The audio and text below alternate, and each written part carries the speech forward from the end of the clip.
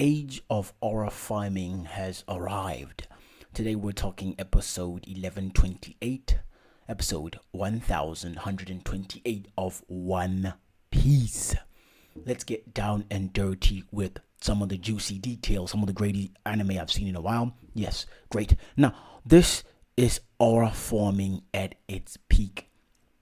Sen Garcia dropped one of the dopest shit arrivals I've ever seen. And what makes this even better is that some of the Marines have never actually seen this dude.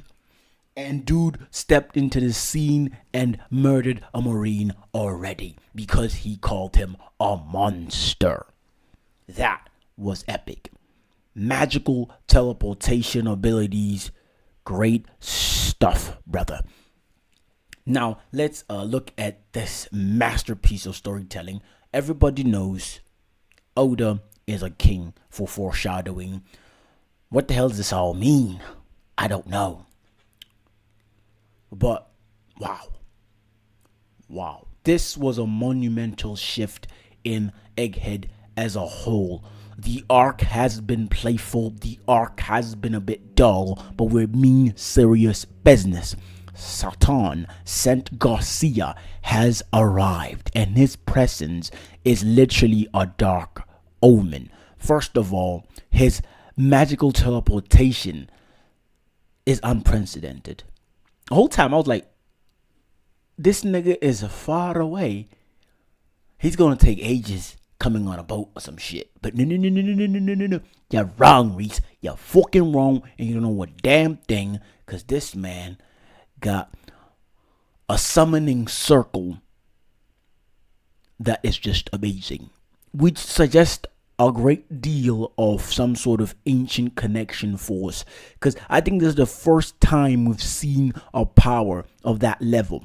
First time we've seen summoning circles that probably use some sort of incantation. We're walking into the magical realm. We've been working with fruits. Granted, he probably ate a fruit that gave him all that ability. We've seen how all the elders are powerful dudes. They've become mysterious old farts that I just thought had power and shit, and somehow, but we get to see how paralyzing his presence is. Dude's arrival instantly silenced the battlefield. Everybody was shocked, surprised. I mean, this definitely ties his ability to that Void Sentry bit. And it just shows how impactful this is going to be. And if Luffy or the Straw Hats defeat him, or even get away, I don't even think them defeating him would do justice to the elders. I think the best possible situation is for them to somehow get away. But how do you get away from a guy who can teleport to you? Was him staying that long where he was sipping wine, him preparing for this teleportation thingy? I don't know. It will be interesting to find out. We also got to see him look at Luffy and see some sort of go a trip down memory lane and be like, Nika, the sun god. Do literally said that, which is very weird. And then of course this whole symbolism of his status as an elder. History was frozen in time when this dude showed up with all those 6 or 8 legs, or spider-like tentacle legs? I think it's 6, I could be wrong. And this just shows the status of Egghead in the terms of science and revolutionary bits of how epic Satan's ability has, in the sense of it will paralyze enemies. It paralyzed his own allies, fam. And the visual storytelling is just a tip of the iceberg of how grand, how great the world government is, and how it has such a stronghold in suppressing, destroying, or holding off knowledge and history about the Void Sentry, or about anything really they want to keep from the public or from the rest of the world. And with a power like that, it's just mind-boggling. And we have to like really sit back and try to sink that all in. And then, of course, you have the action sequence, which is chaotic in itself. It's chaos versus control. We got to see Luffy and Kizaru still going at it. And, of course, Luffy's Gear 5 limitations of playing for exaggerated movements, which has been contrast to Kizaru's precision and speed type of fighting, which, of course, made the battle dynamic. But, however, signs of fatigue started kicking in, which could foreshadow some sort of limitation on Luffy's Gear 5. Of course, he turned into an old, crispy, old man for those split seconds. Which, my question is, what sort of effect does Gear 5 have on Luffy on the long run? Does that cut down his lifespan? What does it mean moving forward? I don't know. We'll find out more as that goes. But of course, this probably hints that maybe some battle somewhere in the near future, Luffy might have to push a bit off the edge, might have to take it to the extremity, push the Gear 6 or master Gear 5 to the full capabilities of making everything and everyone all marshmallow. We've seen him do a bit of that, making the ground, the clouds, and everything all wobbly and shit. Can he make everything and everyone around him all gooey and shit? We'll find out as the story progresses. And of course, we had that Luffy and Zoro duel of determination, where Zoro shows his strategic sword-playing abilities, forcing Luffy into an all-out endurance test, really. Can he penetrate Zoro? And how long will it take Zoro to cut him down? And of course, with all that's happening, Kizaru is fighting Luffy, and Garcia just arrives. What happens to Garcia and Luffy's fight? Does it stop? Does everybody go on to Garcia, who can literally kill a dude by looking at him? Interesting stuff. What does this mean? And of course, if the guy's so powerful, why did Bonnie stab him? That's the question. Bonnie literally grabbed a sword. When I saw Bonnie take off, I thought she was running for dear life, because she saw the scene in her father's memory bubble, and I thought she was dipping. But this girl was brave as fuck, grabbed a sword, stabbed the dude in the face. Now the question now is, if this guy's all powerful, all great marine, a little girl just stabbed him. What does that mean? Did he let her stab her? What does this actually mean? Is this guy just gigantic? Is he powerful but he's vulnerable? That's the question. He got stabbed, fam. I saw blood. Now the question is, how does Bonnie stab him? Does he allow it? Was he unaware? Which goes on to ask more and more and more questions. And of course, if Bonnie just easily lunges at Saturn because of fragmented memories of Kuma, which of course reveals the depth of her grief, and of course the soft dreamlike animation that, for a second, for that moment, that shifts from that seriousness of the scene of everything, like, oh shit, this dude is epic, to her recalling her father's sacrifice, to her making her attack have some sort of personal depth of level, which of course, despite her efforts, it's all futile. It will be forcing Satan to reveal his undeniable power, yes, but the fact is, he got stabbed. He's gonna beat the shit out of her. That's a fact. Everybody's gonna be like, remember those old scenes where, I don't know if it was Oda, who couldn't draw hands? Like, they were horrible hands, but now they're great. Remember that scene where Nami was holding her mouth during the Arlong arc and shit like that? I don't know why I'm remembering that, because I held my mouth. I don't know. Anyway, that's not important. We're going to see how big Saint Garcia is.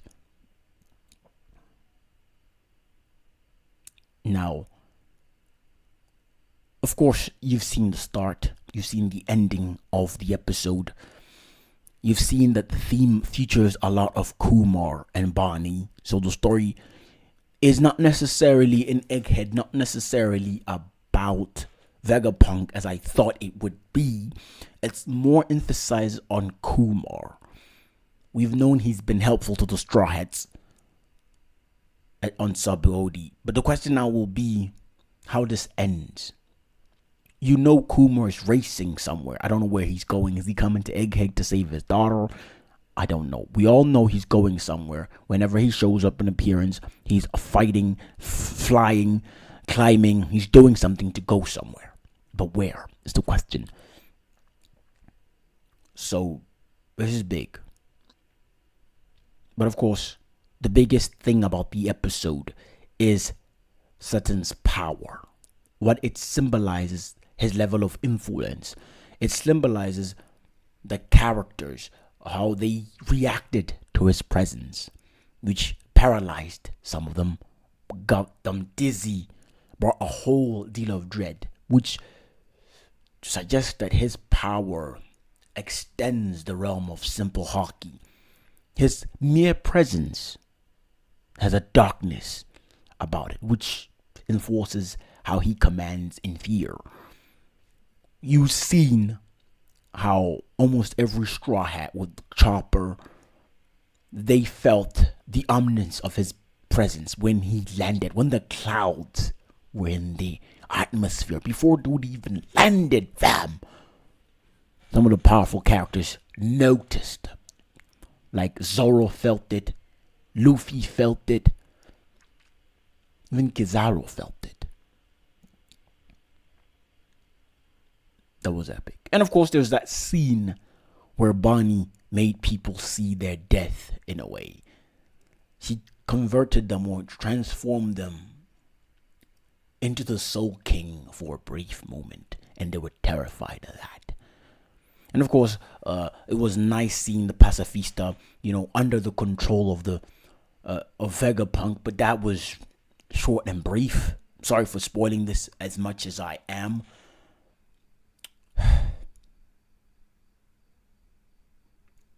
So, what are my final thoughts about this? Of course, I will always have a complaint about the Iron Giant. When Luffy first showed up, that guy's eyes lit up red. He's yet to make an appearance. He's yet to move. He's yet to do anything. Foreshadowing, yet again. Or farming, yet again. But I really want to know what he's going to do. His presence, what does it signify in terms of the Void Sentry? What does that mean? How does that tie to Joy Boy? When Saturn sees Luffy in that form, he sees an image of Joy Boy, Nika. He sees that. That makes him take a step back for a brief second. What does this all mean? Can a Mastered Gear 5 beat the shit out of an Elder? I don't know. Can a Master Gear 5 have seriousness? Stop goofing around. And if it stops goofing around, is it Gear 5? I don't know. We'll have to see more of it. Anyway, final thoughts as I was saying.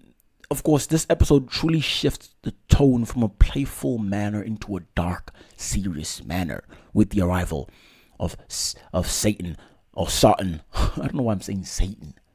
Satan. And with his arrival, it's just not another fight. It's a statement. Real power is here. And it just shows how the stakes have skyrocketed. Saturn's dominance is reshaping the trajectory of the Egghead arc. He's the final boss, in my opinion. Now the question will be, how will it end? I don't know.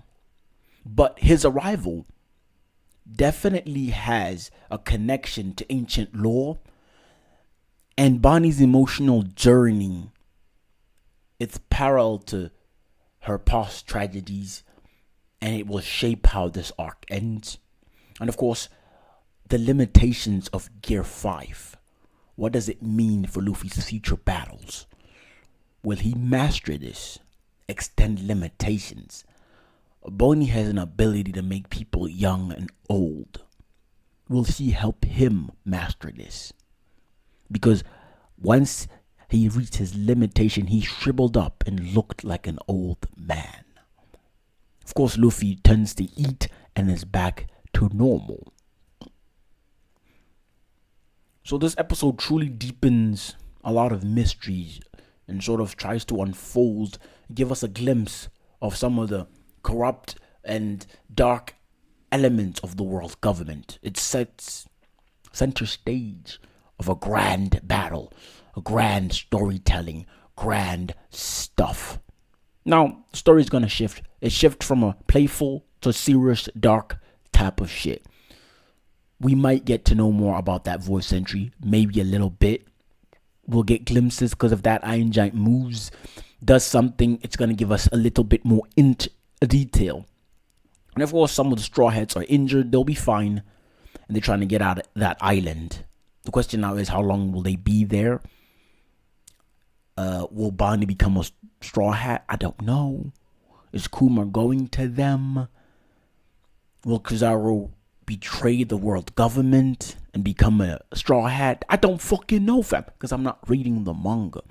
I'm just watching and enjoying every episode with everything. Now, my question is to you, my viewer. What do you think about the changes this episode has brought? And what do you think about the trajectory it's taking the arc towards? We've seen a lot of signs. We've seen a lot of goofy stuff and fun stuff. When I'm saying goofy, I'm not saying it's horrible. I'm saying it's been a playful arc in its sense. It had some few emotional moments with Santomaru and Kizaru fighting, Bonnie's tears, the pain of Kumar, the sacrifice of Kumar. We've seen all that. The betrayal of CPO, the Straw Hats linking with Vegapunk, the betrayal of a Vegapunk on other Vegapunks. We've seen all that. We know all this. But what does this mean? And where is this taking us as fans of one of the greatest, I don't even know why I'm saying, as the greatest anime has set center stage for an epic battle that will unfold right before our eyes. I cannot wait to see how this all unfolds. As I said, Saturn's arrival, deep connection to ancient lore. Hopefully we'll see how the Iron Giant Kermit moves or does anything. Season arc feels more to be intertwined with Bonnie's acceptance of her father's sacrifice, and of course Kumar's sacrifice, his relationship with the Straw Hat, and eventually her relationship with the Straw Hat, and of course Luffy's powers, his limitation with Gear 5. What's the trajectory? How will he perform? How will he be better? How many Vegapunks are we saving? Are we saving all of them? Are some of them gonna die? I don't know. What's going to happen with Santomaru? What's going to happen with Kizaru? Is he joining the Straw Hats? Is he going to betray his friend and actually kill Vegapunk? I don't know. If you read the manga, you probably know all this. But don't spoil this while you're in the comment section. Anyway, thank you for watching. Until next week, when we watch yet another episode of One Piece. Everyone, the One Piece is real. Now that was entertaining. Please let us hang out yet another time. Remember to like and subscribe. Adios, folks. Adios.